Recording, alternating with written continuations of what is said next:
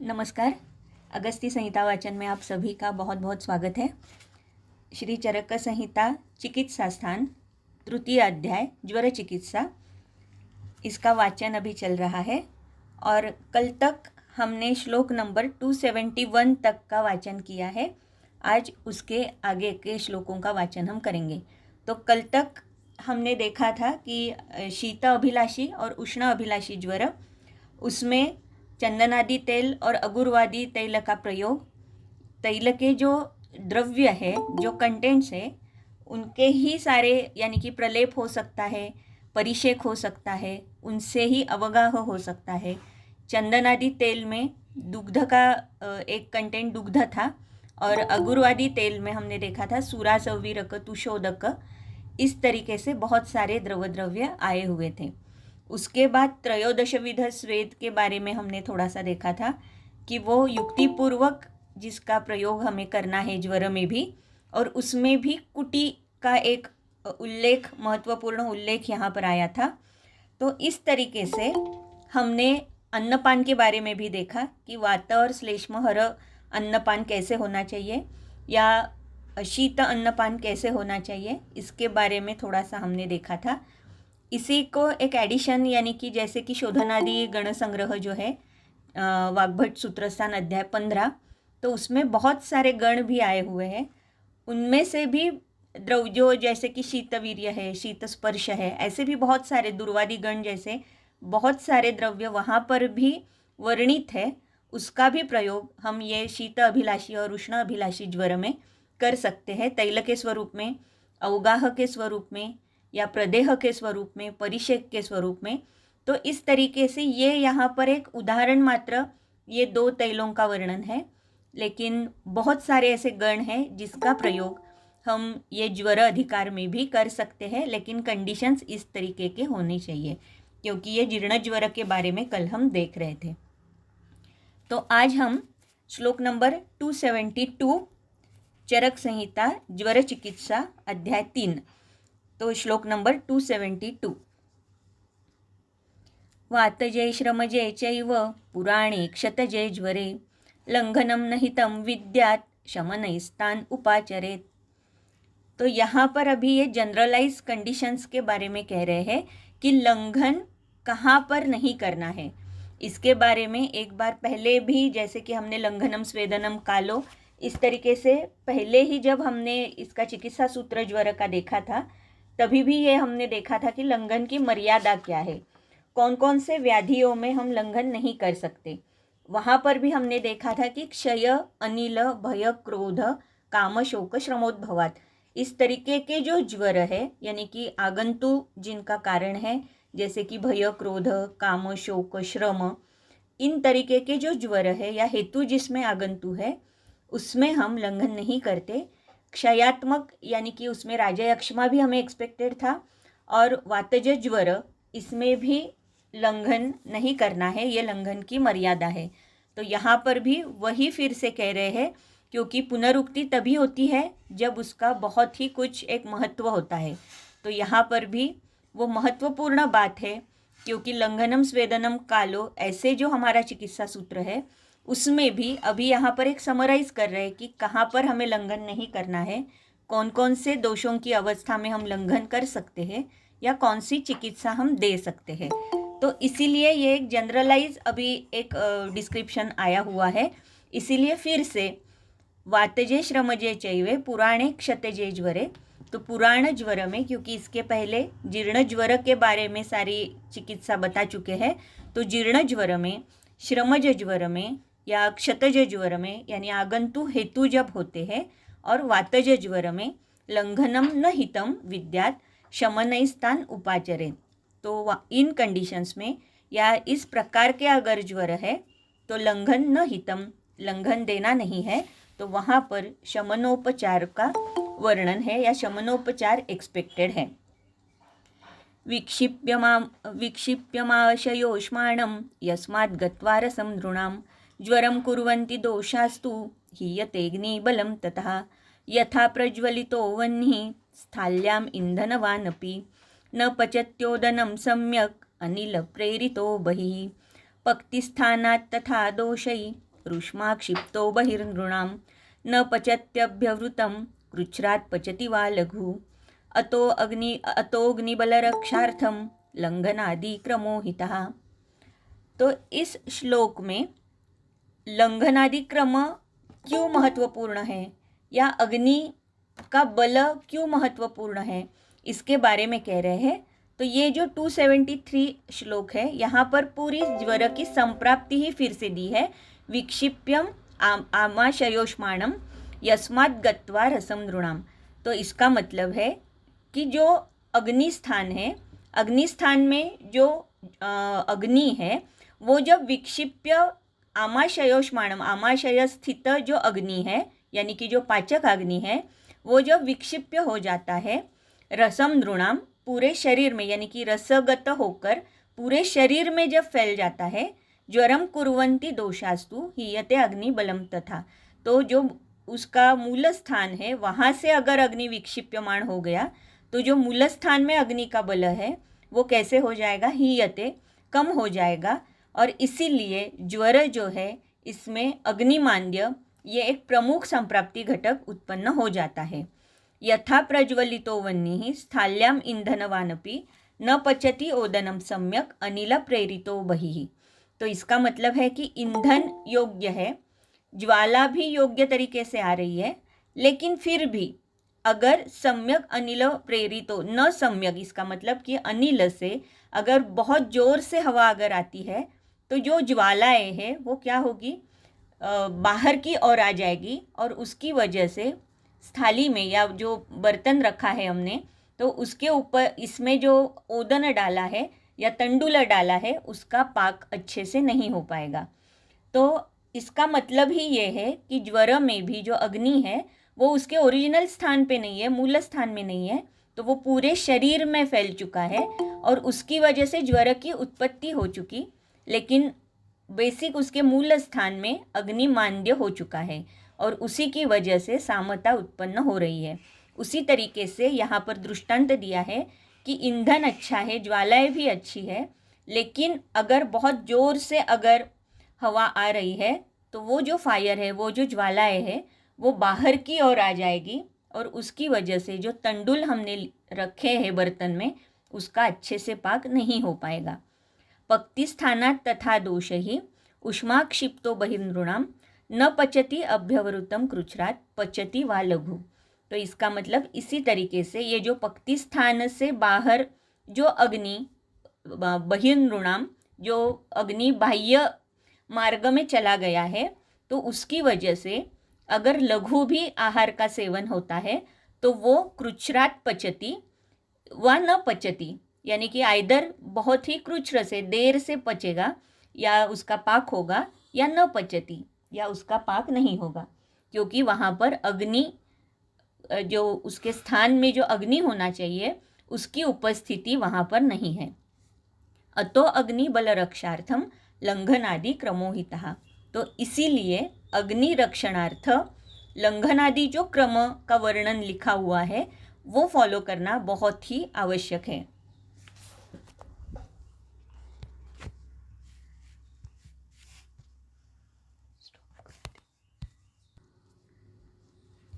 सप्ताहेन हि पच्यन्ते सप्तधातुगतामलः निरामश्चाप्यतः प्रोक्तो ज्वरः प्रायोष्टमे हनि।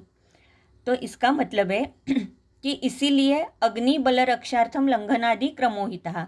तो लंघनादि क्रमों के बारे में जो इसके पहले भी कह चुके हैं, निर्देशित कर चुके हैं, उसी तरीके से लंघनादि क्रम फॉलो करना है ताकि अग्नि का बल जो है उसकी रक्षा हो पाए।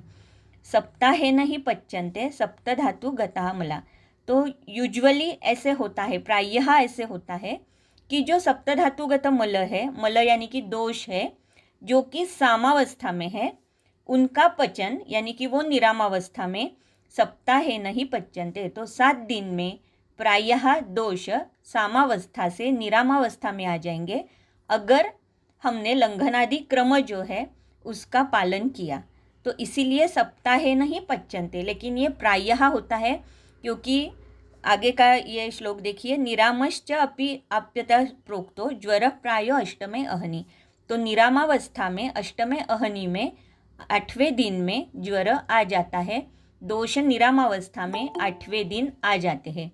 यहाँ पर प्रायः ऐसे कहा है, अगर आपको याद होगा तो कषाय पान के बारे में जब हमने देखा था तो 2 प्रकार के कषाय हमने देखे थे, शमनार्थ और पाचनार्थ। ऐसे 2 प्रकार के कषाय या क्वाथ का पान हमने देखा था। क्यों ऐसे देखा था? क्योंकि अगर दोषों का पाक या दोष निरामावस्था में अगर 7 दिन के बाद नहीं आए हैं तो वहाँ पर आमपाचनार्थ भी कषाय देने का निर्देश है। तो इसका मतलब प्रायः ज्वर 7 दिन में निरामावस्था में आता है, लेकिन अगर कभी कभी दोष निरामावस्था में 7वें दिन यानी 8वें दिन नहीं आते तो कषाय पान जो करना है वो आमपाचनार्थ कषाय पान करना है। तो इसीलिए यहाँ पर प्रायः ये शब्द आता है। श्लोक नंबर 277, उदीर्ण दोषस्त्वल्पाग्नि अश्नन् गुरु विशेषतः मुच्यते सहसा प्राणैश्चिरं क्लिश्यति वानरः। तो दोषों का उदीरण हो चुका है और अग्नि, उदीरण इसका मतलब कि दोष प्रकोप बहुत है और अग्नि बहुत कम है। वो क्यों कम है? तो वो बेसिकली बहिक्षिप्त्वा है, इसकी वजह से उसके स्थान में अग्नि का बल कम है। इस तरीके की अगर कंडीशंस है, क्योंकि ज्वर में तो ऐसी ही सिचुएशन हो जाती है, और इसमें भी अगर गुरु अन्नपान का सेवन किया गया तो मुच्यते सहसा प्राणैः चिरम क्लिश्यति वानरः। तो इसका मतलब कि वो सद्य प्राणहर हो सकता है या बहुत दीर्घ काल तक इसकी पीड़ा रुग्ण को सहन करनी पड़ती है, यानी उपद्रव स्वरूप में कुछ न कुछ और व्याधियाँ वहाँ पर उत्पन्न होने की संभावना होती है। तो इसीलिए जब अग्निबल कम है तो लंघनादि क्रम जो है वो फॉलो करना बहुत आवश्यक है। एतस्मात् कारणाद् विद्वान् वातिकेऽप्यादितो ज्वरे नाति गुरुवति वा स्निग्धम भोजयेत् सहसा नरम। तो इसीलिए विद्वान जो वैद्य है वो क्या करते हैं कि वाति का भी अगर ज्वर है तो उसमें भी एकदम शुरुआत में गुरु या स्निग्ध अन्न का पान नहीं कहते। तो इसका मतलब है कि वातज ज्वर में भी अल्पाशन रूपी लंघन हम कर सकते हैं, वहाँ पर हम तर्पण रूपी लंघन कर सकते हैं या यूष दे सकते हैं या स्व औषध सिद्ध यवागुपान कर सकते हैं, लेकिन एकदम एकांतिक लंघन वातज ज्वर में नहीं करना है। ये तो इसके पहले यानी कि 272 इसी श्लोक में दिया है कि वातजय में लंघन नहीं करना है, न हितम। लेकिन यहाँ पर जो कह रहे हैं कि गुरु और स्निग्ध इन पदार्थों का सेवन नहीं करना है, भले ही वो वातज ज्वर है, क्योंकि वात के जो गुण हैं लघु और रुक्ष, तो उसके विरोध में यानी कि ये गुण कम करने के लिए भी गुरु और स्निग्ध गुणों का उपयोग होता है। लेकिन यहाँ पर ज्वर की अवस्था में हम गुरु और स्निग्ध भोजन का पान नहीं करेंगे, क्योंकि मूल स्थान में, अग्नि के मूल स्थान में, पक्ति स्थान में जो अग्नि होना चाहिए वो वहाँ अनुपस्थित है। तो इसीलिए वातज ज्वर में भी गुरु और स्निग्ध भोजन निषेध है। ज्वरे मारुतजे त्वादौ अनपेक्षामि हि क्रमं कुर्यान्निरनुबंधानाम अभ्यंगादीन उपक्रमान। तो यहाँ पर तो पहले कह रहे हैं कि गुरु और स्निग्ध भोजन नहीं करना है, यानी अल्पाशन रूपी लंघन करना है। यहाँ तक तो वातज ज्वर का निर्देश हो चुका। अभी आगे कह रहे हैं कि अगर मारुतज ज्वर है तो जो पहले यानी लंघनादि जो क्रम बताया तो वो नहीं करना है। तो वो जैसे मैंने अभी कहा कि लंघन नहीं करना है या उसमें एकांतिक लंघन नहीं करना है, यूष या तर्पण रूपी लंघन हम दे सकते हैं। और कुर्यान निरनुबंधानाम अभ्यंगादीन उपक्रमान, तो वहाँ पर अगर कफ पित्त का कोई अनुबंध नहीं है, सिर्फ एकांतिक अगर वात प्रकोप दिखाई दे रहा है, तो अभ्यंगादि जो उपक्रम बता चुके हैं उसका प्रयोग हम एकांतिक वात में कर सकते हैं। यानी वही परिमार्जन के जो सारे प्रकार बताए, क्योंकि अगर एकांतिक वातज है तो वमन भी हम वहाँ पर नहीं कर सकते। तो लंघन के प्रकार जितने सारे हैं वैसे भी लंघन के प्रकार में व्यायाम, मारुत सेवन, आतप सेवन निषिद्ध ही बोला गया है। चतुष्प्रकारा संशुद्धि में जैसे कि वमन हम करते हैं लेकिन उसकी कुछ स्पेसिफिक कंडीशंस है। अनुलोमन भी अगर हम करते हैं तो उसके लिए भी दोष कहाँ होने चाहिए, कैसे करना है, निरूहक हम कैसे दे सकते हैं, अनुवासन कब देना है, ये सारी कंडीशंस हम देख चुके हैं। लेकिन फिर भी अगर एकांतिक वात प्रकोप दिख रहा है, उसे पित्त या कफ का अनुबंध नहीं है, तो अभ्यंगादि क्रम इसका प्रयोग हम डायरेक्ट कर सकते हैं, ऐसा निर्देश यहाँ पर किया है। तो अभ्यंग हो सकता है, मे बी लेप हो सकता है, प्रलेप या प्रदेह, या अवगाह हो सकता है, परिषेक हो सकता है। तो इस तरीके की जो बहिपरिमार्जन चिकित्सा है उसका प्रयोग हम एकांतिक वातज में पहले ही कर सकते हैं, ये इसका अर्थ है। लेकिन पहले ही कर सकते हैं इसका ये अर्थ नहीं है कि सामावस्था में भी हम अभ्यंग कर लें, क्योंकि सामावस्था में अभ्यंग का हमेशा निषेध ही रहेगा। लेकिन एकांतिक वातज है तो लघुवशन रूपी अगर हमने वहाँ पर पाचन भी दे दिया तो उसके बाद यानी कि लंघन 7 दिन, फिर 8वें दिन ये यवागुपान, फिर कषायपान, इस तरीके के जो क्रम है ये हमने नहीं फॉलो किया तो भी चलने वाला है। डायरेक्टली हम अभ्यंगादि उपक्रम के ओर जा सकते हैं, ये श्लोक का ये अर्थ है। इसके बाद श्लोक नंबर 280, पाययित्वा कषायंच भोजयेत् रसभोजनम जीर्णज्वरहरम कुर्यात् सर्वशश्चाप्युपक्रमम। तो इसी वातज ज्वर में पाययित्वा कषायम च भोजयेत् रसभोजनम, जैसे मैंने अभी कहा कि कषायपान, यहाँ पर फिर से हम कह सकते हैं कि स्व औषध सिद्ध कषायपान, यवागुपान इसके पहले हो चुका, बाद में कषायपान किया, और ये भोजयेत् रसभोजनम, तो ये जो भोजन करना है ये मांसरस के साथ भोजन करना है। तो मांसरस के बारे में, उसके गुण, वो बल्य कैसे हो सकता है, वातज ज्वर में स्पेशली मांसरस का प्रयोग हमें कैसे करना है, ये तत्त स्थान पर हमने देखा है। तो यहाँ पर फिर से वो कह रहे हैं कि वातज एकांतिक वातज ज्वर है तो भोजयेत् रसभोजनम यानी मांसरस के साथ ओदन का भोजन कर सकते हैं, और जीर्ण ज्वर हरम कुर्यात्, तो जीर्ण ज्वर हर जितने सारे योग आए हैं वो, या जितने सारे उपक्रम आए हैं वो सारे के सारे वातज ज्वर में हम कर सकते हैं। तो जीर्ण ज्वर हर जैसे हमने देखा कि सर्पीपान है या क्षीरपान है, निरूह है, अनुवासन है, वमन और अनुलोमन देना। अनुलोमन वैसे हम कुछ प्रमाण में कुछ हद तक दे सकते हैं, लेकिन वमन वातज ज्वर में कभी भी नहीं दे सकते। तो यहाँ पर जीर्ण ज्वर हरम, ये जो हमने कल पूरी उसकी एक लाइन ऑफ ट्रीटमेंट देखी थी, तो उसमें वमन तो नहीं दे सकते, अनुलोमन कुछ कंडीशंस में दे सकते हैं, या लेकिन सर्पीपान और क्षीरपान ये बेसिकली बहुत ही इम्पॉर्टेंट यहाँ पर रहेगा। उसमें भी जो सर्पीपान है इसका महत्व और ज़्यादा रहेगा, क्योंकि यहाँ पर त्रिदोष में हम सर्पीपान कर सकते हैं। अगर संस्कार सिद्ध हमने घृत किया तो उसका भी बहुत ही अच्छा उपयोग वहाँ पर हो जाएगा। और जैसे कल मैंने कहा कि दाहता यानी कि औष्ण और रुक्ष ये दोनों अगर एक साथ है तो उसमें भी हम घृतपान कर सकते हैं। तो घृतपान और क्षीरपान, सिद्ध क्षीरपान, इसका प्रयोग इस वातज ज्वर में हम कर सकते हैं। श्लेष्मलानां वातानां ज्वरोनुष्ण कफाधिकः परिपाकं न सप्ताहेन नापि याति मृदुष्मणं तं क्रमेण यथोक्तेन लङ्घनल्पाशनादिना दशाहम उपक्रम्य कषायाद्यैरुपाचरेत्। तो यहाँ पर पहले कहा कि वातज ज्वर है तो चिकित्सा कैसी होनी चाहिए, इसके बाद कह रहे हैं कि अवातानाम यानी कि वात का अनुबंध नहीं है, वहाँ पर श्लेष्मल यानी कि जो व्यक्ति है, जो रुग्ण है, वो कैसी है, श्लेष्मल है, और ज्वर भी कैसा है, कफाधिक ज्वर है।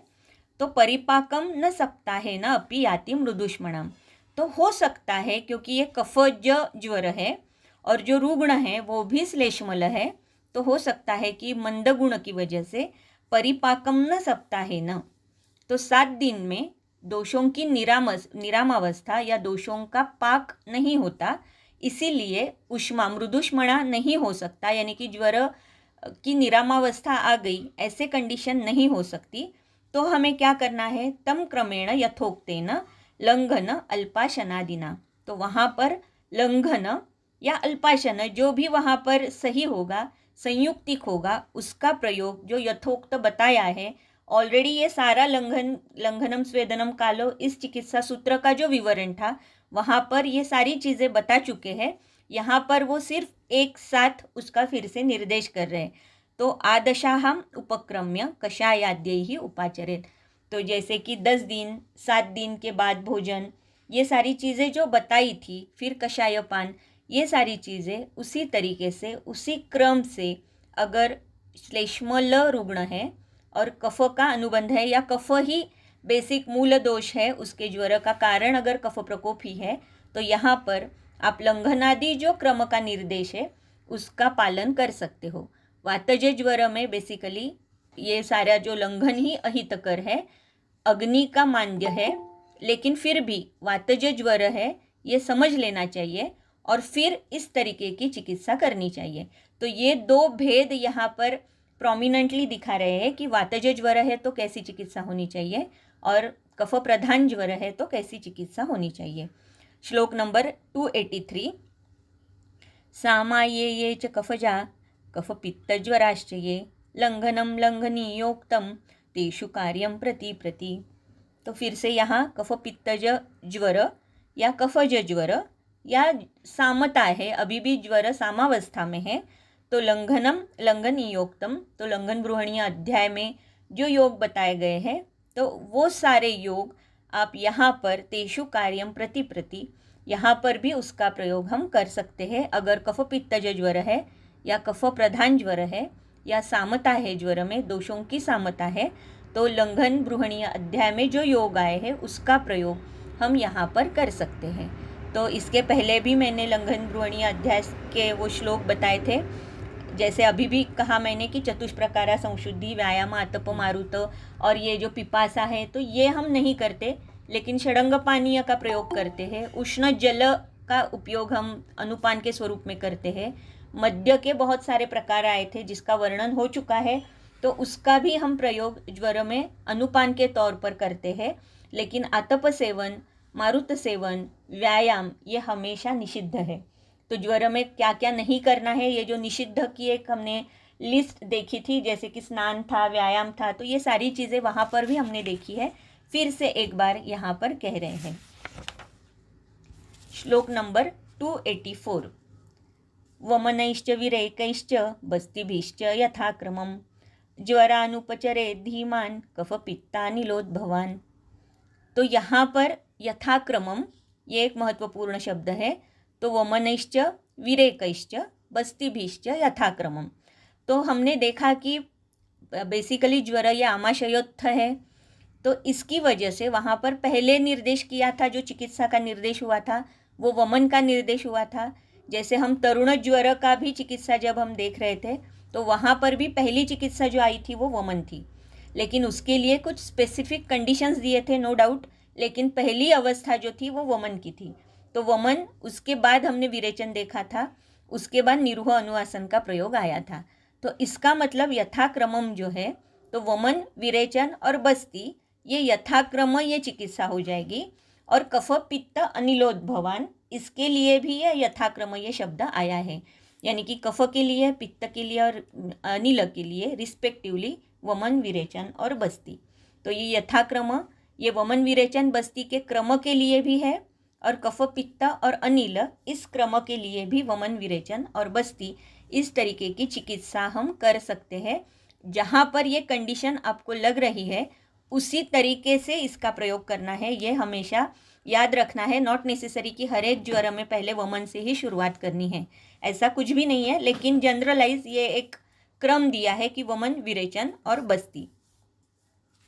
इसके बाद का जो श्लोक है, अभी यहाँ से सन्निपात और संश्रुष्ट ज्वर की चिकित्सा कह रहे हैं। ये बहुत ही इम्पॉर्टेंट है, और बाद में जैसे कि आपको हो सकता है या इंटरेस्ट है तो इसकी बहुत बड़ी टीका है, तो आप एक बार ये टीका ज़रूर पढ़िए, क्योंकि ये सन्निपातिक ज्वर के बारे में बहुत कुछ इस टीका में बता चुके हैं। तो यह इसके लिए अभी ये हम श्लोक पढ़ेंगे 285 और 286 एक साथ पढ़ रहे हैं। संसृष्टान सन्निपतितान बुद्ध्वा तरतमयि समयि ज्वरान दोषक्रमापेक्षी यथोक्तैरौषधैर्जयेत् वर्धनेनैकदोषस्य क्षपणेनोच्छ्रितस्य वा कफस्थानानुपूर्व्या वा सन्निपातज्वरं जयेत्। तो अगर यहाँ पर 3rd ईयर 4th ईयर के स्टूडेंट्स हैं तो ये श्लोक आना बहुत ज़रूरी है। वाइवा में भी पूछा जाता है बहुत बार, और रिटर्न में भी ये श्लोक का यानी कि संदर्भ और ये बाकी सारे पूछे जाते हैं। तो चरक के लिए भी ये श्लोक आ सकता है, और चिकित्सा के अगर ये बच्चे हैं यहाँ पर विद्यार्थी है तो उनके लिए भी बहुत इम्पोर्टेंट ये श्लोक है। तो ये 285 और 286 ये जो 2 श्लोक है बहुत बहुत बहुत ही इम्पॉर्टेंट है। और सन्निपातिक ज्वर की चिकित्सा हम कैसे करते हैं, क्योंकि ये अलग तरीके से चिकित्सा है। कभी भी चिकित्सा में अगर हम देखते हैं तो किसी दोष वर्धन करो ऐसे कभी भी निर्देश नहीं होता। हमेशा दोषों का शमन करना है, दोषों का शोधन करना है, इस तरीके की चिकित्सा आती है। लेकिन यही एक चिकित्सा ऐसी है जहाँ पर वर्धनेन एक दोषस्य इस तरीके का निर्देश है। तो इसीलिए ये बहुत ही महत्वपूर्ण ये 2 संदर्भ है। तो संसृष्टान सन्निपतितान बुधवा तरतमयि समयि, तो यहाँ पर 3 अवस्था दोषों की बता चुके हैं, तर, तम और सम। इस तरीके से संसृष्ट यानी कि 2 दोष या सन्निपतितान, यानी 2 दोष में भी ये हो सकता है और सन्निपतित में भी ये हो सकता है, तर, तम या दोषों की समावस्था। तो इस तरीके से अगर आपने चरक सूत्रस्थान अध्याय 17 यानी कि अंतशिरसीय वो अगर श्लोक आप देखते हो तो एक बार वो देखिए, अगर आपके पास चरक है सामने तो देखिए कि अंतशिरसीय अध्याय श्लोक नंबर 41 चरक सूत्रस्थान अध्याय 17, क्योंकि इसकी भी टीका जो है बहुत ही इम्पॉर्टेंट है। आप एक बार वो भी ज़रूर पढ़िए। और ज्वर के इस तरतम भाव से कितने प्रकार हैं और वो कैसे किए गए हैं वो एक बार ज़रूर देखिए। बहुत ही इंटरेस्टिंग और बहुत ही अच्छी टीका है ये भी। तो यहाँ पर श्लोक नंबर 41, ये इसका भी जिक्र मैंने इसके पहले किया था जब सन्निपातिक ज्वर हमने देखा था। तो द्व्युल्बण एकोल्बण षट स्युः हीन मध्य अधिकैश्च षट समैश्च एको विकारास्ते सन्निपातस्त्रयोदशः। तो त्रयोदश 13 प्रकार के सन्निपात कैसे कैसे हो जाते हैं। तो द्व्युल्बण एकोल्बण हीन मध्य अधिकैश्च षट, इस तरीके से ये 13 प्रकार है। और समश्च एको विकारास्ते, और तीनों दोष सम। फिर है संसर्गे नवषट्टेभ्य एकवृद्ध्या समैस्त्रयः पृथक त्रयश्च तैर्वृद्धैर व्याधयः पंचविंशति। तो ये वृद्धि के होने वाले पंचविंशति 25 नंबर यहाँ पर दिया हुआ है। तो पंचविंशति ये वृद्धि की वजह से होने वाले ज्वर व्याधि है या अवस्था है यहाँ पर बताइए, नॉट नेसेसरी यहाँ ज्वर है। लेकिन सन्निपात और संसृष्ट ये दोषों के तरतम भाव से कैसे उत्पन्न हो जाते हैं या समभाव से कैसे, लेकिन ये सारी की सारी वृद्धि दी हुई है। और यथा वृद्धैः तथा क्षीणैः दोषैः स्युः पंचविंशति। तो जिस तरीके से ये वर्धन की वजह से, वृद्धि की वजह से 25 या 25 अवस्थाएं बताई है, उसी तरीके से क्षीण दोष की वजह से भी पंचविंशति ऐसे अवस्थाएं बताई है। तो इसकी एक बार आप टीका ज़रूर पढ़िए। और इसके प्रकार अगर आप देख सकते हो तो लिख कर देखिए कि बहुत ही इंटरेस्टिंग है। और इसका मतलब ही यह है कि क्षीण अवस्था, क्षीण दोषा अवस्था भी होती है। हम हमेशा जब चिकित्सा करते हैं तो वृद्धि की ओर हमारा ध्यान ज़्यादा जाता है, जो क्षयात्मक अवस्थाएं हैं वहाँ पर ध्यान नहीं जाता जब हम चिकित्सा करते हैं। तो इसीलिए ये श्लोक बहुत ही महत्वपूर्ण है कि अंतशिरसीय अध्याय में। तो आप एक बार ये ज़रूर देखिए। तो यहाँ पर जो है तो संसृष्टान सन्निपतितान बुधवा तर तम और सम, इसका मतलब ये 3 कंडीशंस बताई कि आइदर तर, तम और सम अवस्था अगर है तो ज्वरान दोष क्रमापेक्षी यथोक्तैः औषधैर्जयेत्। तो जिस क्रम से तरतम भाव होगा उसी तरीके से जो यथोक्त आज तक जितने सारे द्रव्य चिकित्सा बताई है वो दोष क्रम के अनुसार उसका प्रयोग करना है। अभी ये जो श्लोक है 286, वर्धनेन एकदोषस्य क्षपणेन उच्छ्रितस्य वा कफस्थानानुपूर्व्या वा सन्निपात ज्वरम जयेत्। तो यहाँ पर पहली कंडीशन है, अवस्था है वर्धनेन एकदोषस्य। दूसरी अवस्था ऐसी है उच्छ्रितस्य क्षपणेन। और तीसरी अवस्था है कफस्थानानुपूर्व्या वा। तो इसका मतलब है, पहला शब्द हम देखेंगे कि वर्धनेन एक दोषस्य। जब हम सन्निपात ज्वर देख रहे थे या देखा था, तब भी हमने दो अवस्थाएं देखी थी। एक विषम दोष सन्निपात देखा था, एक समदोष सन्निपात देखा था। तो विषम दोष सन्निपात, इसका मतलब दोषों का तरतम अभाव होना, और समदोष सन्निपात, ये जो तीसरी कंडीशन यहाँ पर बताई है, समय ही।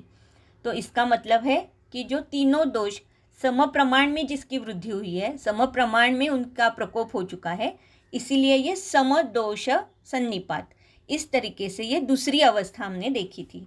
तो यहाँ पर जो है वर्धनेन एक दोषस्य, तो ये सारा विषम दोष सन्निपात के लिए आई हुई है चिकित्सा है। वर्धनेन एक दोषस्य क्षपणेन उच्छ्रितस्य वा। अभी जब भी दोष बढ़े हुए हैं, बहुत ही दोष बलवान है, तो ज्वर जैसे बलवान व्याधि ये हमेशा वृद्धि की वजह से ही होते हैं। यहाँ पर जब दोष क्षयात्मक अवस्था में है या क्षीण है, तब उसमें इतना सामर्थ्य नहीं होता कि उनकी वजह से ज्वर की उत्पत्ति हो जाए। तो इसीलिए यहाँ पर संसृष्ट और सन्निपात, ये जो दोनों कंडीशंस बताई है, ये वृद्धात्मक दोषों की कंडीशन से ये हमेशा हमें याद रखना चाहिए। तो इसीलिए यहाँ पर वर्धनेन एक दोषस्य, ये जब शब्द आता है, तब इसका मतलब ये है कि एक दोष कम है और दूसरा दोष उससे ज़्यादा है। तो ये क्षीण ऐसा उसका मतलब नहीं है। क्षीण का मतलब है कि वो वृद्ध ही है, लेकिन दूसरे दोष की तुलना में उसकी वृद्धि कम है। तो इसीलिए वर्धनेन एक दोषस्य, तो जो कम दोष है, जो क्षीण दोष है, तो यहाँ पर क्षीण का मतलब फिर से दोहरा रही हूँ कि क्षीण का मतलब यानी कि उसकी क्वांटिटी कम नहीं हुई है, वो क्षय नहीं है एक्चुअली, दूसरे दोष की तुलना में वो क्षीण में कह रही हूँ। तो वर्धनेन एक दोषस्य, ऐसे जब हम कहते हैं तो इसका मतलब है कि जो दूसरा दोष बढ़ा हुआ है उसे हम कम कर रहे हैं। तो इसकी एक बार हम टीका देखते हैं।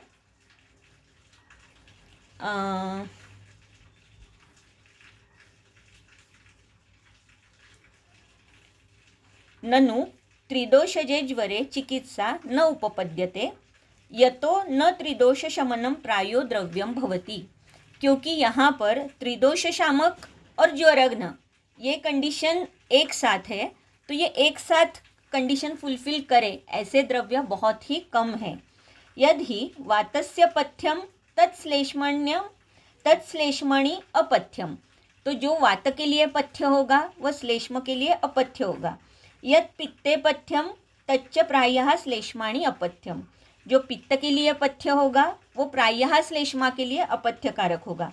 यथा ही तिक्त कषायम कफ पित्तहरम तद्वातकरम, ये त्रिदोष वृद्धि के सारे सन्निपात है। तो उसकी वजह से अगर हमने तिक्त कषाय रस का भी प्रयोग किया जो कि कफ पित्तहर है, वो फिर से वातकर हो जाएंगे। यच्च मधुरम वात पित्तहरम तत्कफकरम, अगर हमने मधुर रस का प्रयोग किया जो कि वात पित्तहर है, लेकिन वो फिर से कफहर हो जाएगा। यत्तु त्रिदोषहरम आमलकादि तत्स्तोकम प्रतिनियत रोग विषयम न अवश्यम ज्वर यौगिकम च। तो आमलकी जैसे बहुत ही कम ऐसे कुछ द्रव्य है जो त्रिदोषहर है, लेकिन वो ज्वरघ्न, ये प्रतिनियत या ज्वर के लिए यौगिक ऐसा द्रव्य नहीं है, भले ही वो त्रिदोषहर है। तो इसीलिए मैंने पहले कहा कि त्रिदोषहर और ज्वरघ्न ये दोनों कंडीशंस एक साथ जो द्रव्य फुलफिल करता है, ऐसे बहुत ही कम द्रव्य है, जैसे कि गुड़ुचि जैसे, लेकिन ऐसे बहुत ही कम द्रव्य है जो ज्वरघ्न भी है और त्रिदोषहर भी है। तो इसीलिए सन्निपातश्च अयम महात्ययी कहा। तो इसीलिए सन्निपातिक ज्वर जो है ये कैसा है कि महात्ययिक है, चिकित्सा के लिए दुष्कर है, इसीलिए वो असाध्य या बहुत ही दुष्कर हम कह सकते हैं, इसी तरीके का हो जाता है। तो इसलिए ये जो दुष्करता उसमें है, इसीलिए चिकित्सा भी उसकी अलग तरीके से है कि वर्धनेन एक दोषस्य। तो उसके लिए कुछ उदाहरण के तौर पर टीका में भी है, उसका मैं यहाँ पर उल्लेख करती हूँ। जैसे कि क्षीणवात है और वृद्ध पित्त और कफ है। तो क्षीणवात इसका मतलब उसका प्रकोप पित्त और कफ से कम है, तीनों भी दोष वृद्धावस्था में ही है। तो अगर उसमें हमने शीत रुक्ष और लघु द्रव्य दिया, क्योंकि वर्धनेन एक दोषस्य ये हमारा पहला चिकित्सा सूत्र है, तो इसीलिए शीत, रुक्ष और लघु द्रव्य दिया, क्योंकि वो क्षीण वात है तो वात वृद्धि हो जाएगी और पित्त कफ का किंचित क्षय हो जाएगा। तो अभी यहाँ पर हमें क्षपणेन उच्छ्रितस्य च, ये हमें क्यों करना है? क्योंकि जो उच्छ्रित दोष है वो बहुत ही बलवान है, जिनकी वजह से ज्वर की उत्पत्ति हो चुकी है। तो अगर हमने उनका बल कम कर दिया तो अपने आप ज्वर का वेग कम हो जाएगा। इसीलिए वर्धनेन एक दोषस्य क्षपणेन उच्छ्रितस्य वा, तो यहाँ पर हमने एक दोष की वृद्धि की, वात की वृद्धि की, ताकि पित्त कफ का किंचित क्षय हो जाए। उसी तरीके से दूसरा उदाहरण दिया है कि क्षीण पित्त है, वृद्ध वात और कफ है, यानी कि वात और कफ की तुलना में, प्रकोप की तुलना में पित्त की वृद्धि कम है, इसीलिए क्षीण पित्त, वृद्ध वात और कफ। उसमें अगर हमने तीक्ष्ण, उष्ण और कटु द्रव्य दिया तो कफ वृद्धि उसमें पित्त वृद्धि हो जाएगी, लेकिन वात और कफ जो है इनका किंचित क्षय हो जाएगा। तो जो ज्वर कर जो दोष है, जो बहुत ही बलवान है, उनका बल हमने थोड़ा सा कम कर दिया ताकि ज्वर का वेग कम हो सकता है। तीसरा उदाहरण उसी तरीके से है, जैसे कि क्षीण कफ है और वृद्ध पित्त और वात है, ऐसी अगर कंडीशन है और उसमें अगर हमने स्निग्ध, मधुर और शीत द्रव्यों का प्रयोग किया, जिसकी वजह से कफ वृद्धि हो सकती है और पित्त वात का किंचित क्षय हो सकता है, तो फिर से हमने जो बलवान दोष थे उनका बल कम करने का प्रयास किया। तो इसीलिए यहाँ पर वर्धनेन एक दोषस्य क्षपणेन उच्छ्रितस्य वा। तो अभी यहाँ पर ऐसी अवस्था हो सकती है कि जो क्षीण दोष था उसका हमने वर्धन किया, जो वर्धित दोष था उसका हमने क्षय किया। तो हो सकता है कि अभी ये समदोष सन्निपात इस तरीके की अवस्था आ गई है। तो अगर समदोष सन्निपात इस तरीके की अवस्था आती है तो अभी ये तीसरी जो हमारी चिकित्सा सूत्र था, कफस्थानानुपूर्व्यावा, तो इसका मतलब है अभी ये चिकित्सा हमें करनी है जो कि आमाशय के ऊपर, क्योंकि कफस्थान कौन सा है तो आमाशय है, तो अभी आमाशय को मेन इम्पॉर्टेंस देकर उसकी चिकित्सा हमें करनी है। तो तुल्य कक्ष जब दोष हो जाते हैं, यानी कि समदोष सन्निपात जब हो जाता है, आइदर हमने एक दोष वृद्ध करने के बाद और जो वृद्ध हुए दोषों का क्षपण करने के बाद आइदर समदोष सन्निपात उत्पन्न होगा, या बेसिकली ही समदोष सन्निपात है तो वहाँ पर कफस्थानानुपूर्व्यावा ये चिकित्सा सूत्र का अवलंब हमें करना है। तो कफस्थानानुपूर्व्यावा इसका मतलब है कि क्रमशः हमें कफ, पित्त और फिर वात इसकी चिकित्सा करनी है, क्योंकि स्थानम जयेति पूर्वम तु ये हमेशा एक चिकित्सा सूत्र रहा है। तो स्थान को पहले जीतना है, तो स्थान को जीतना है इसका मतलब ही है कि हमें कफ की चिकित्सा पहले करनी है, फिर पित्त की चिकित्सा करनी है और फिर वात की चिकित्सा करनी है। तो कफस्य स्थानम, कफस्थानम, ये टीका में अगर आप देखते हो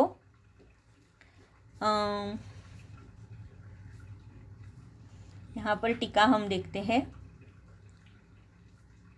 कफस्य स्थानम कफस्थानम आमाशय ऊर्ध्वभाग इति अर्थः। तो आमाशय ऊर्ध्वभाग ये जो कफ का स्थान है इसे पहले जीतना है, कफस्थानम जयेत पूर्वम। फिर अनुपूर्वी, तो अनुपूर्वी क्योंकि श्लोक में कैसा है, कफस्थान अनुपूर्व्यावा, तो अनुपूर्व्या इसका मतलब है अनुक्रमः। इसीलिए मैंने कहा कि पहले कफ को जीतना है, फिर अनुक्रम से पित्त को और फिर कफ को, क्योंकि अगर हमने स्थान देखा, क्योंकि कफस्थानानुपूर्व्यावा ऐसे अगर हम ये शब्द की अगर ये विभाजन करते हैं तो कफानुपूर्व्या और स्थानानुपूर्व्या ऐसे दो प्रकार के हम भेद कर सकते हैं। तो कफानुपूर्व्या इसका मतलब कफ पित्त वात, और स्थानानुपूर्व्या इसका मतलब है कि आमाशय ऊर्ध्वभाग, फिर आमाशय अधोभाग और फिर पक्वाशय, यानी कि उरक, कोष्ठ और बस्ती, इस तरीके का ग्रॉस डिवीजन हम कर सकते हैं। तो इसीलिए कफ स्थानानुपूर्व्यावा, तो कफस्थान हो सकता है या कफानुपूर्व्या, इस तरीके से भी हो सकता है, ये विचार हमें करना है। क्योंकि पहले जो कफ है ये पहले कफ स्थान महात्म्य है, इसीलिए कफ का हमें जीतना है। फिर है पित्त, क्योंकि उसका अग्नि सान्निध्य है, वो मध्यस्थाई है, कोष्ठ में है, इसीलिए बाद में पित्त, और बाद में जो अग्नि से बहुत दूर है इसीलिए बाद में वात। तो इसीलिए कफानुपूर्व्या, कफ पित्त वात, या स्थानानुपूर्व्या यानी कि उर, कोष्ठ और बस्ती, इस तरीके से हम इसका प्रयोग कर सकते हैं या इसका अर्थ हम ले सकते हैं। तो श्लोक नंबर 285 और 286 ये इसका वर्णन अभी हमने किया और देखा कि सन्निपात और संसृष्ट अगर अवस्थाएं हैं तो उसमें हम किस तरीके से चिकित्सा कर सकते हैं और ये दुष्कर क्यों है। क्योंकि त्रिदोषहर और ज्वरघ्न ये द्रव्य मिलना बहुत ही यानी कि बहुत अल्प द्रव्य ऐसे हैं कि ये जो त्रिदोषहर और ज्वरघ्न ऐसे हो सकते हैं। तो इसीलिए यहाँ पर ये सन्निपातिक अवस्था में चिकित्सा करना ये बहुत ही दुष्कर माना जाता है। श्लोक नंबर 287 जहाँ पर कुछ उपद्रवों के बारे में कह रहे हैं। सन्निपात ज्वरस्यांते कर्णमूले सुदारुणः शोथः संजायते तेन कश्चिद एव प्रमुच्यते रक्तावसेचनैः शीघ्रं सर्पिष्पानैश्च तं जयेत् प्रदेहैः कफपित्तघ्नैः नावनैः कवलग्रहैः। तो यहाँ पर सन्निपात ज्वरस्य अन्ते, तो पहली कंडीशन ऐसी है कि सन्निपात ज्वर पहले था, ये पहली कंडीशन होनी चाहिए। उसके अंत में यानी कि हेतु के स्वरूप में क्या हुआ, तो सन्निपात ज्वर हुआ। काल कौन सा हुआ, जो ज्वरांत काल है, जहाँ पर ज्वरोत शरीर कैसा है या देह बल कैसे हो चुका है, क्षपित हो चुका है, क्षीण हो चुका है। स्थान कौन सा है, तो कर्णमूले, कर्णमूल के यहाँ पर वो व्यक्ति स्थान है, वहाँ पर शोथ के स्वरूप में, कर्णमूल के यहाँ पर शोथ के स्वरूप में व्याधि उत्पन्न हो चुका है। तो व्याधि है कर्णमूलस्थ शोथ, अवस्था है ज्वरांत यानी कि काल है ज्वरांत, और हेतु है बेसिकली सन्निपातिक ज्वर। तो इस तरीके से अगर सिचुएशन आ जाती है, वहाँ पर शोथ उत्पन्न हो जाता है, तो क्या होता है, वो शोथ कैसे हो जाता है, साध्यासाध्यत्व क्या बताया है, सुदारुणः। तो ये बहुत ही दारुण यानी कि बहुत ही कष्ट साध्य या प्रायः असाध्य स्वरूप का ये शोथ है। आपने अगर त्रिशोथी अध्याय देखा तो वहाँ पर भी इसका वर्णन आपको मिलेगा। टीका में भी देखिए, संति ही एवं विधा रोगः साध्या दारुण सम्मतः ये हन्युः उपक्रांता मिथ्यारंभेण वा पुनः। सूत्रस्थान अध्याय 18 त्रिशोथी अध्याय, यहाँ पर भी इसी तरीके का वर्णन आया हुआ है। तो सन्निपातिक ज्वर के उपद्रव स्वरूप में अगर कर्णमूल शोथ उत्पन्न हो जाता है तो इसकी चिकित्सा बहुत ही कष्टसाध्य है या ये असाध्य ही है प्रायः। तो रक्तावसेचने शीघ्रं सर्पिष्पानैश्च तं जयेत् प्रदेहैः कफपित्तघ्नैः नावनैः कवलग्रहैः। तो ऊर्ध्वजत्रुगत विकार है, इसीलिए नावन और कवलग्रह, क्योंकि स्थान का सामीप्य है इसीलिए कवलग्रह, नावन ऊर्ध्वजत्रुगत विकार है, वहाँ पर कफ पित्तघ्न इस तरीके का प्रदेह भी हम कर सकते हैं। लेकिन उसकी मुख्य चिकित्सा जो है वो है रक्तावसेचनैः शीघ्रम, क्योंकि ज्वरोत्पत्ति अगर हम देखते हैं तो ज्वरोत्पत्ति में मुख्य दुष्य जो है वो रक्त होता है, इसीलिए वहाँ पर रक्तावसेचन कहा गया है। पित्त की दुष्टि प्राधान्य से दिखाई देती है, इसीलिए सर्पीपान और रक्तावसेचन ये उसकी मुख्य चिकित्साएं हैं। लेकिन उसके साथ साथ प्रदेह, नावन और कवलग्रह ये भी एक स्थान के लिए भी हम कर सकते हैं। तो इस तरीके से रक्तमोक्षण, ये ज्वर में रक्तमोक्षण का भी उल्लेख है। तो वो कहाँ पर है, ये कर्णमूल स्थित जो शोथ है यहाँ पर ज्वर में रक्तमोक्षण की एक अवस्था बताई है। क्योंकि ज्वर में पूरे पंचकर्म, पंचशोधन या पंचकर्म हम कह सकते हैं, उनके उल्लेख हर जगह पर आए हुए हैं। जैसे कि हमने वमन की अवस्था देखी, विरेचन की देखी, निरूह की देखी, अनुवासन की देखी, शिरोविरेचन की देखी, उसी तरीके से यहाँ पर रक्तमोक्षण का उल्लेख कर्णमूल स्थित शोथ, सन्निपात ज्वर के उपद्रव स्वरूप में आने वाले कर्णमूल स्थित शोथ में रक्तमोक्षण का उल्लेख चरक में आया हुआ है। बाद में हम देखेंगे श्लोक नंबर 289। शीतोष्ण स्निग्ध रुक्षाद्यै ज्वरो यस्य न शाम्यति शाखानुसारी रक्तस्य सोवसेकात् प्रशाम्यति। तो ये भी एक बहुत ही महत्वपूर्ण श्लोक है। यहाँ पर रक्तमोक्षण के लिए ही आया हुआ फिर से एक श्लोक है।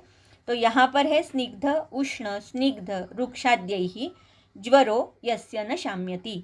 तो इसका मतलब कि शीत, उष्ण, स्निग्ध और रुक्ष, यानी कि हर एक दोष के ऊपर हमने चिकित्सा हम कर चुके हैं, लेकिन फिर भी यस्य न शाम्यति, दोषों का शमन नहीं हो रहा है, ज्वर का शमन नहीं हो रहा है, और दोष जो है ये अभी शाखानुसारी हो चुके हैं, यानी शाखागत हो चुके हैं। तो वहाँ पर रक्तमोक्षण ये एक मुख्य चिकित्सा बताई है। तो इसके बारे में इसके पहले भी सूत्रस्थान में हमने देखा था, यही श्लोक का संदर्भ वहाँ पर भी आया था। तो वहाँ पर हमने यही श्लोक देखा था कि अगर शीत, स्निग्ध, उष्ण, रुक्ष किसी भी चिकित्सा से जब कोई व्याधि ठीक नहीं हो रहा है, उसमें उपशय नहीं मिल रहा है, तो रक्तमोक्षण ये एक उसकी प्रधान चिकित्सा हो जाती है। तो रक्तमोक्षण का फिर से एक उल्लेख ज्वर अध्याय में, ज्वर के अधिकरण में यहाँ पर फिर से आया हुआ है।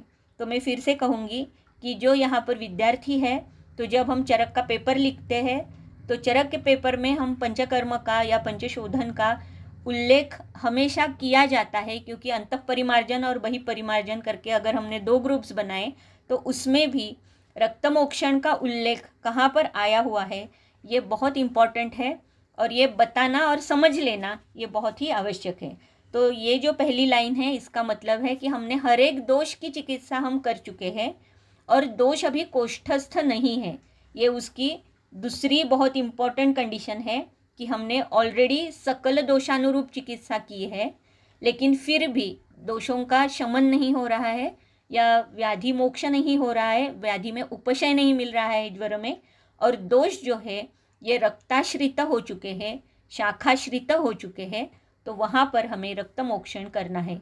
तो जैसे वाग्भट ने कहा है कि उभय बाहु मध्य में सिरावेद वहाँ पर करना है, तो उभय बाहु में एक साथ ये सिरावेद करना होता है।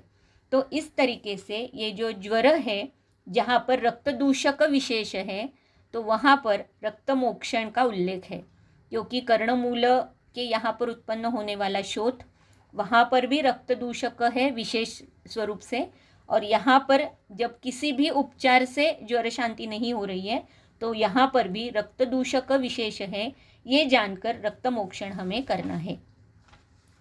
श्लोक नंबर 290। विसर्पेणाभिघातेन यश्च विस्फोटकैर्ज्वरः तत्रादौ सर्पिषः पानं कफपित्तोत्तरो न चेत्। तो यहाँ पर ज्वर की और कुछ अवस्थाएं बताई है, जैसे कि विसर्प की वजह से, अभिघात की वजह से, या विस्फोट के बाद अगर अनुबंध से अगर ज्वर की उत्पत्ति हो रही है, तो वहाँ पर तत्रादौ सर्पिषः पानम, तो वहाँ पर सर्पी पान ये बताया गया है, कफ पित्त तरो न चेत।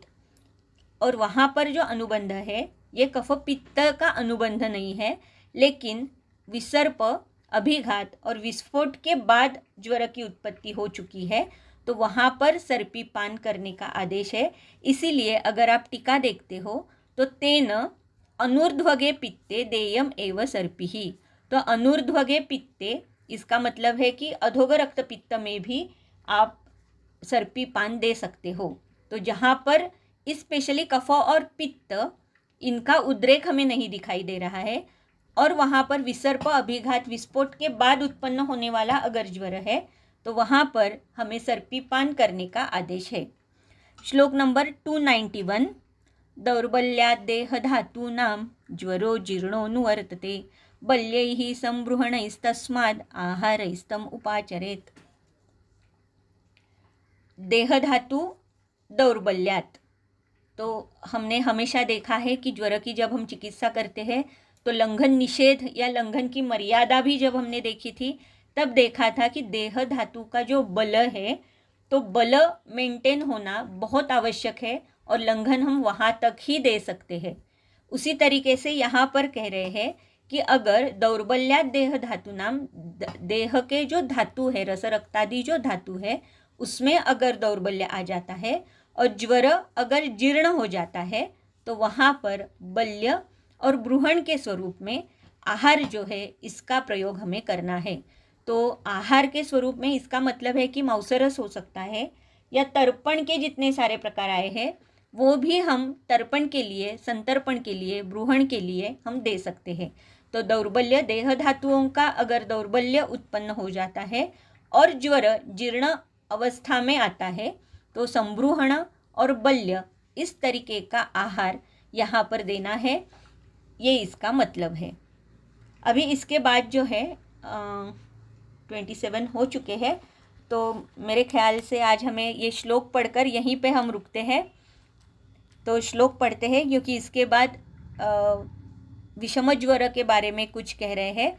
तो श्लोक नंबर 292, कर्म साधारणं जय्यात् तृतीयक चतुर्थकौ आगन्तुरनुबन्धो हि प्रायशो विषमज्वरे वातप्रधानं सर्पिर्भिर्बस्तिभिर्सानुवासनैः स्निग्धोष्णैरन्नपानैश्च शमयेद् विषमज्वरं विरेचनेन पयसा सर्पिषा संस्कृतेन च विषमं तिक्तशीतैश्च ज्वरं पित्तोत्तरं जयेत् वमनं पाचनं वृक्षम् अन्नपानं विलङ्घनं कषायोष्णं च विषमे ज्वरे शस्तं कफोत्तरे।